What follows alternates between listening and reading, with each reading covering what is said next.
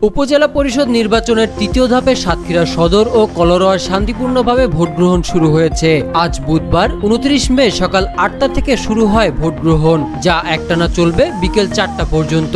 জেলার দুটি উপজেলা নির্বাচন সুষ্ঠু পরিবেশে অনুষ্ঠানের লক্ষ্যে ইতোমধ্যে সব ধরনের প্রস্তুতি সম্পন্ন করেছে স্থানীয় প্রশাসন। বিশৃঙ্খলা এড়াতে পর্যাপ্ত সংখ্যক আইন শৃঙ্খলা বাহিনী নিয়োজিত রয়েছে। তবে ভোট কেন্দ্রগুলোতে ভোটারের উপস্থিতি তুলনামূলক কম দেখা গেছে। সাতক্ষীরা জেলা নির্বাচন অফিসের তথ্য অনুযায়ী দুইটি উপজেলার চেয়ারম্যান পদে নির্বাচনে সদর উপজেলায় 5 জন ও কলরোয়া উপজেলায় 3 জন প্রার্থী প্রতিদ্বন্দ্বিতা করছেন। এছাড়া সদর উপজেলায় ভাইস চেয়ারম্যান পদে শামস ইশতিয়াক শোভন ও মহিলা ভাইস চেয়ারম্যান পদে কোহিনুর ইসলাম বিনা প্রতিদ্বন্দ্বিতায় নির্বাচিত হয়েছেন। কলরোয়া উপজেলার ভাইস চেয়ারম্যান পদে 4 জন ও মহিলা ভাইস চেয়ারম্যান পদে 2 জন প্রতিদ্বন্দ্বিতা করছেন। নির্বাচন অফিস সূত্রে আরও জানা গেছে, আইন শৃঙ্খলা রক্ষায় প্রতিটি কেন্দ্রে একজন এসআইয়ের নেতৃত্বে 2 জন পুলিশ সদস্য ও 2 জন সশস্ত্র সহ 15 জন আনসার সদস্য নিয়োজিত রয়েছেন। সাতক্ষীরা সদরে 15 জন ও কলরোয়া উপজেলায় 13 জন নির্বাহী ম্যাজিস্ট্রেট দায়িত্ব পালন করছেন। সংরক্ষিত রয়েছেন 2 জন নির্বাহী ম্যাজিস্ট্রেট। পাশাপাশি 2 প্লাটুন